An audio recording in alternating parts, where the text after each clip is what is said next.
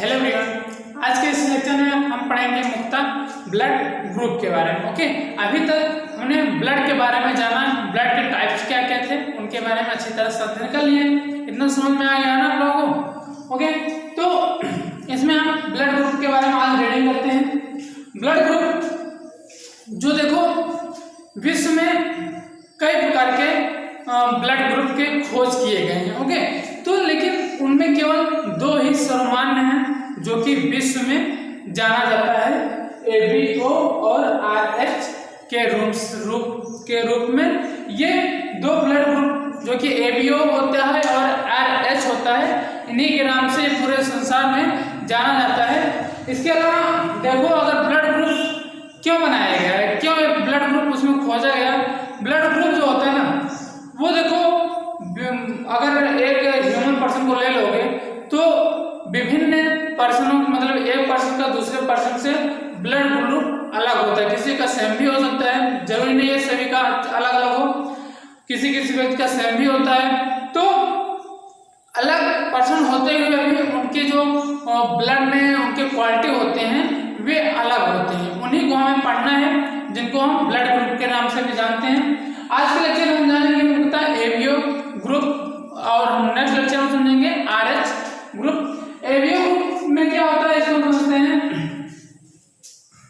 देखो, ABO जो group होता है ना, उसमें RBC की सरफेस पर जो मुख्यतः दो एंटीजन A एंड B उपस्थित होता है, उसके आधार पर ABO ग्रुप को बांटा गया है। अब इसकी अनुपस्थिति या अनुपस्थिति में ही हम इसको नाम दिए ABO group, antigen A and B की उपस्थिति के कारण। ओके, अब इसकी उपस्थिति और अनुपस्थिति पर आधारित होती है हमारी ABO ग्रुपिंग। ओके, क्योंकि एंटीजन, देखो एंटीजन पहले समझ लेते हैं, एंटीजन और एंटीबॉडी क्या होती है।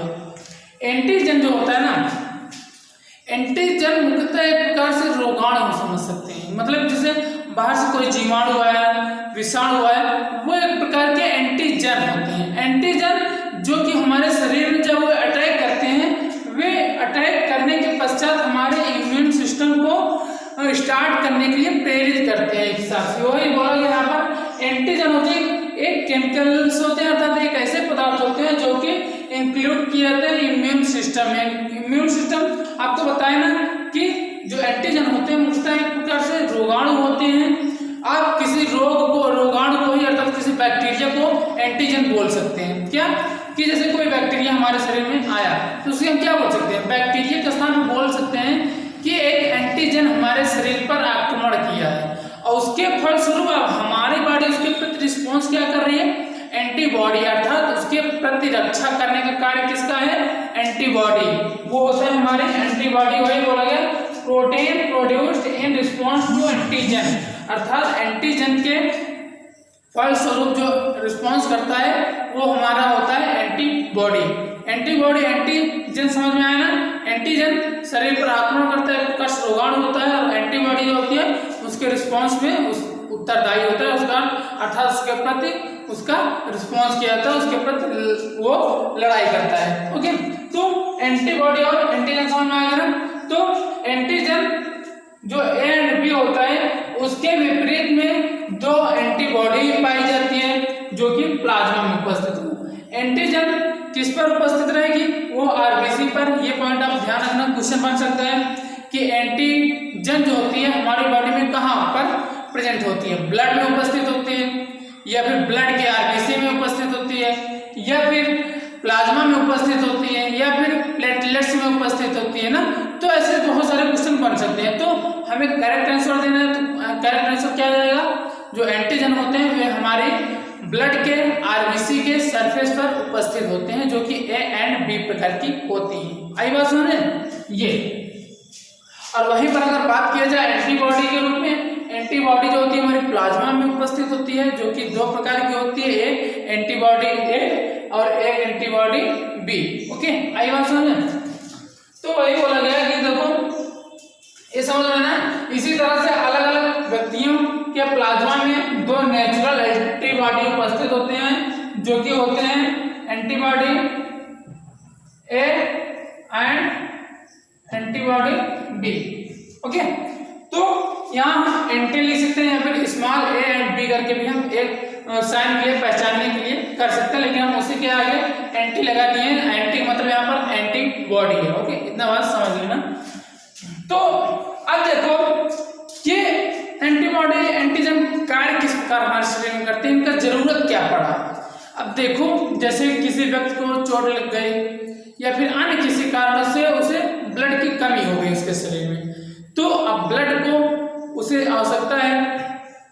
तो उस दौरान जब किसी व्यक्ति से या फिर ब्लड बैंक से ब्लड को लिया जाता है तो सर्वप्रथम क्या किया जाता है, सर्वप्रथम उसमें यही चेक किया जाता है,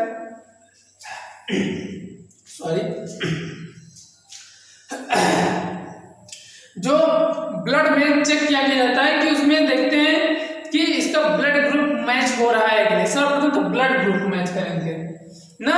अब ब्लड ग्रुप मैच करेंगे तो उसमें देखेंगे कि इसकी एंटीबॉडी क्या है, इसकी एंटीबॉडी क्या है। अब जब ब्लड ग्रुप सेम है लेकिन उसके बावजूद उसमें एंटीबॉडी एंटीजन अलग अलग हो सकते हैं। ओके, तो इसी कारण उनका मिलान किया जाता है। उसके पश्चात उस व्यक्ति को अर्थात रेसिपिएंट अर्थात ग्राही को ब्लड दिया जाता है उसको। अब अगर ये सब न चेक किया जाए कि मतलब बोले ना कि मनुष्य ही तो है, तो इनका ब्लड इनके अंदर चढ़ा दिया जाए, तो इस अगर ऐसा किया जाता है तो इस दौरान बहुत सारी दिक्कत आ सकती है।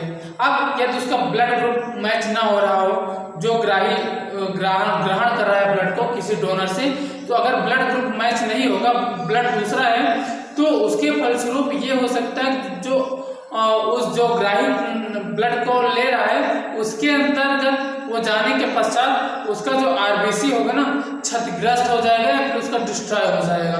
अब आरबीसी डिस्ट्रॉय हो जाएगा तो आप समझ सकते हैं क्या होगा।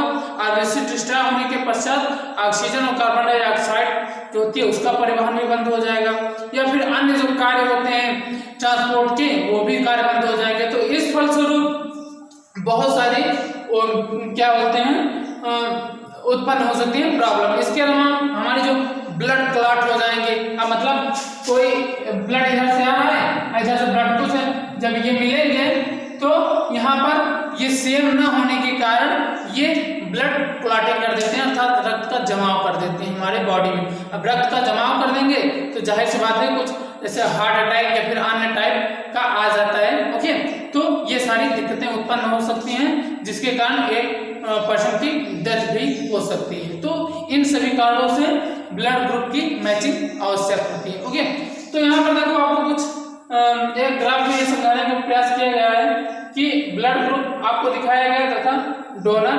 कैपेबिलिटी अर्थात उसे उस ब्लड ग्रुप वाले व्यक्ति को कौन कौन ब्लड ग्रुप वाले ब्लड दे सकते हैं। तो समझते हैं इसको अच्छे से। अब देखो यहाँ पर जैसे blood group A B O ये 4 करके ब्लड ग्रुप पाए जाते हैं। ओके, ये चारों पॉइंट आप याद रखना। ब्लड ग्रुप कौन कौन से होते हैं, एक तो ए होता है, एक बी होता है, एक ए बी और ए ओ। इसी में अगर हम आगे चलेंगे तो समझेंगे इसमें आपको दिखेंगे A positive A negative, B positive B negative. ये आप और गहन अध्ययन में जाएंगे तब इसके बारे में रीडिंग करेंगे, लेकिन हमें एक नॉर्मली पढ़ना है, एक समानता इस क्लास में यही पढ़ना है कि जो ब्लड ग्रुप होते हैं उनके 4 प्रकार होते हैं, A B and O. Okay, अब इसमें जो ब्लड ग्रुप ए होता है ना उसमें एंटीजन जो होता है ए होता है और एंटीबॉडी बी उपस्थित होता है, और ब्लड ग्रुप जो ब्लड ग्रुप ए बी में एंटीबॉडी नील होता है, लेकिन जो एंटीजन होता है वो होता है ए बी, और ओ में जो एंटीजन नील होता है अर्थात उसमें एंटीजन नहीं होता। ये अभी हम जो इसमें उपस्थित नहीं है इसको हम समझाएंगे, बस अभी पहले ये समझो कौन किसमें उपस्थित है। जो ब्लड ग्रुप ए होता है उसमें एंटीबॉडी बी उपस्थित होती है और ब्लड ग्रुप बी में एंटीबॉडी ए उपस्थित होती है। देखो विपरीत है, अगर ब्लड ग्रुप ए है तो उसमें एंटीजन ए है अर्थात जो ब्लड ग्रुप होता है ना वही सेम एंटीजन भी उसी में उपस्थित होता है। लेकिन अगर ब्लड ग्रुप आपका ए है तो आपके ब्लड ग्रुप में एंटीजन ए ही उपस्थित होगा और जो एंटीबॉडी होगा वो उसके विपरीत होगा, अर्थात बी उपस्थित होगा। यदि आपका ब्लड ग्रुप जो होता है बी होता है तो आपके शरीर में एंटीबॉडी उपस्थित होगा ए और एंटीजन होगा बी, अर्थात जो ब्लड ग्रुप होती है और एंटीजन होता है वो सेम होता है। ओके, अब ये बात समझ में आ गया। अब यहाँ पर जो नील आपको दिखाया गया है ये आप समझ जाएंगे, और ब्लड ग्रुप ओ में जो एंटीजन उपस्थित होता है वो कोई एंटीजन उपस्थित नहीं होता, लेकिन अगर एंटीबॉडी की बात किया जाए तो उसमें ए और बी दोनों उपस्थित होते हैं। तो अब यहाँ पर देखो, यहाँ पर डोनर ग्रुप आप दिखाए गए हैं ए ओ बी ओ ए बी ओ। तो यहाँ पर सर्वप्रथम तो जान लो जो ओ होता है और ए, ओ जो होता है सर्वदाता होता है, अर्थात ये किसी को भी अपना ब्लड दे सकता है, और ए बी जो होता है सर्वग्राही होता है, अर्थात रिसिपिएंट होता है। यहाँ पर आपको लिखा गया है ओ ब्लड ग्रुप जो होता है ना वो यूनिवर्सल डोनर हो सकता है, अर्थात सभी को ये ब्लड दे सकता है। इसके अलावा ए बी जो होता है सभी का रक्त ग्रहण कर सकता है। अब कैसे ग्रहण कर सकते हैं, क्यों ग्रहण कर सकते हैं, इसको समझते हैं। अब ध्यान देना, एंटीजन और एंटीबॉडी का यहाँ पर खेल है। एंटीजन और एंटीबॉडी ही आपको बताएंगे कि किस प्रकार ये ब्लड एक दूसरे को हम नहीं दे सकते। अब देखो, अब इसमें अगर बात किया जाए ब्लड ग्रुप ए वाले को, उसको कौन कौन ब्लड दे सकता है? उसको ब्लड केवल दो ही लोग दे सकते हैं, एक तो ब्लड ग्रुप ओ वाले और एक ब्लड ग्रुप ए वाले। अर्थात ब्लड ग्रुप ए वाले को केवल ब्लड ग्रुप ए वाले दे सकते हैं और ब्लड ग्रुप ओ वाले दे सकते हैं, चूंकि ओ दाता होता है। अब दाता क्यों है इसके बारे में समझते हैं। दाता ये इसलिए है क्योंकि इसमें कोई एंटीजन उपस्थित ही नहीं होता। क्या कि जो ब्लड ग्रुप ओ होता है ना उसमें कोई एंटीजन उपस्थित नहीं होता। अब जब एंटीजन उपस्थित नहीं होगा तो ये वाला जो व्यक्ति होगा ओ ग्रुप वाला इसको ब्लड देगा, अर्थात एंटीजन उपस्थित है तो मतलब कि एंटीजन एक प्रकार से रोगाणु होता है ना, तो एंटीजन जब उपस्थित ही नहीं है तो इसमें एंटीबॉडी का निर्माण ही नहीं होगा उसके प्रति, तो आराम से ये जो ब्लड ग्रुप ओ वाला होता है इसको ब्लड दे देता है, क्योंकि इसमें एंटीजन उपस्थित ही नहीं है। ओके, एंटीजन उपस्थित नहीं होगा तो उसके प्रति एंटीबॉडी का निर्माण नहीं होगा। तो उस दौरान जब एंटीबॉडी निर्माण नहीं होगा तो हमारे शरीर में ब्लड क्लॉटिंग या फिर आरबीसी डिस्ट्रॉय आदि की समस्या भी नहीं आएगी। ओके, आई बात समझ में कि ए वाले ब्लड ग्रुप को किस प्रकार ओ वाला दे सकता है ना, उसी प्रकार इसीलिए बोला गया कि जो ब्लड ग्रुप ए वाला होता है केवल उन्हें दो लोग ब्लड दे सकते हैं, एक तो ए और एक ए। एंटीजन का जो खेल होता है, अब देखो आप इसको छोड़िए, आप एक सिंप्लीफाई सोचिए कि आपके ऊपर आपके शरीर पे कोई रोगाणु ने अटैक किया, अर्थात एक एंटीजन ने अटैक किया ना। अब उसके फलस्वरूप हमारे शरीर से उसके प्रति एंटीबॉडी सेक्रेट की जाती है, किस लिए? लड़ने के लिए, ताकि वो एंटीजन को डिस्ट्रॉय कर सके, अर्थात उसको नष्ट कर सके। तो अब जब एंटीजन हमारे शरीर में एंटीजन आएगा तभी तो एंटीबॉडी उस पर अटैक करेगा ना, तो वही अगर एंटीजन आएगा ही नहीं तो एंटीबॉडी अटैक कहाँ करेगा? आई बात समझ में कि जब एंटीजन आएगी ही नहीं तो एंटीबॉडी का कार्य ही क्या है, वो अपने आप पड़ा रहेगा। तो वही बोला गया ओ में जो एंटीजन होता है वो उपस्थित ही नहीं होता, तो इसके जानने का कोई बात ही नहीं कि एंटीबॉडी इसके प्रति बनेगा नहीं। तो इसी कारण जो ए वाले होते हैं ना वे केवल ए वालों का ले सकते हैं ब्लड ग्रुप, इसके अलावा ब्लड ग्रुप ओ वाला का ले सकते हैं। अब जो ए वाले होते हैं केवल ए वाले का ले सकते हैं, क्योंकि उसमें सेम प्रकार का होता है कि एंटीजन अगर ए वाला कोई व्यक्ति है, मान लो कोई पर्सन ए वाला हो गया और ये बी वाला होगा, बल्कि सॉरी ये भी ए वाला है, दोनों जो व्यक्ति होते हैं केवल ए वाले हैं। हाँ, अब इसमें अगर इसको जरूरत है और इसको देना है, अर्थात ये डोनर है ये रिसिपिएंट है, तो ये वाला जो होता है इसको देगा। अब इसके अंदर एंटीजन क्या उपस्थित है? एंटीजन ए उपस्थित है, और जब एंटीजन ए इसमें उपस्थित है तो अब जब ये इसको देगा तो ये क्लॉट क्यों नहीं कर रहा है, अर्थात एंटीजन सेम ग्रुप का है तो ये इसको देने पर ब्लड क्लॉट क्यों नहीं करेगा, इसको समझते हैं। जब देखो ये एंटीजन इसको देगा, अर्थात ये वाला ब्लड जो होगा ए वाले को ही देगा, तो उस दौरान क्या होता है, एंटीजन ए होता है, उसके अंदर भी देखा जाता पाया जाता है क्या, एंटीजन, अर्थात एंटीजन दोनों का सेम है, पहले से भी उसके अंदर अगर एंटीजन था तो इस दौरान उसमें कोई जमा नहीं होगा। उसी प्रकार बी वाले में भी है कि ये 20 को जो होता है बी वाले को ले सकते हैं, अर्थात ये ओ भी इसको दे सकता है, बी और ओ बी वाले को दे सकता है। इसके अलावा अगर हम बात करें ए बी अब किस प्रकार ये सर्वग्राही है, इसको समझते हैं।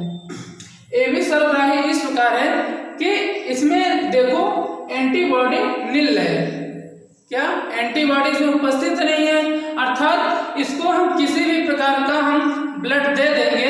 अब चूंकि इसमें एंटीबॉडी उपस्थित नहीं है तो किसी भी प्रकार के इसके अंतर्गत अगर एंटीजन जाएगा, अर्थात प्रतिरक्षी जाएगा, तो उस दौरान इसके अंदर कोई क्लॉटिंग होगी नहीं। क्यों? क्योंकि एंटीबॉडी इसमें उपस्थित नहीं है। जैसे देखो कोई एंटीजन हमारे ऊपर अटैक किया, अब जब हमारे शरीर में एंटीबॉडी होगी तभी तो उसके प्रति रिस्पॉन्स करेंगे ना, तो अब हमारे शरीर में एंटीबॉडी है ही नहीं तो उसके प्रति कोई रिस्पॉन्स ही नहीं करेंगे, तो जाहिर सी बात है एंटीजन हमारे शरीर पर कब्जा कर लेगा। तो वही बोला गया ए बी जो होता है वो किसी से भी ब्लड ले सकता है, ए बी से भी ले सकता है, ए से भी ले सकता है, बी से भी ले सकता है, ओ से भी ले सकता है। ओके, ये बात आई समझ में। और ओ वाला जो होता है ना, ओ वाला केवल ओ से ले सकता है, ये बात ध्यान देना। क्या जो ओ होता है वो सर्वदाता तो होता है लेकिन लेगा केवल ओ वाले से, ओके, क्योंकि इसमें जो होते हैं ना एंटीबॉडी ए बी दोनों उपस्थित होते हैं। ओके, आई बात समझ में? तो इसको अच्छे से आप ध्यान कर लीजिएगा, एक दो बार समझ लीजिएगा, नहीं समझ में आए तो थोड़ा फिर से वीडियो देखिएगा, आपको अच्छी तरह से समझ में आ जाएगा। ओके, तो इसको रीडिंग करिए, बाकी नेक्स्ट लेक्चर में हम पढ़ेंगे मुख्यतः आरएच फैक्टर के बारे में, अर्थात जो सेकंड ब्लड ग्रुप होता है आरएच, उसके बारे में हम रीड करेंगे। ओके, यहाँ तक आप अच्छे से रीडिंग करिए, बाकी नेक्स्ट लेक्चर में मिलते हैं।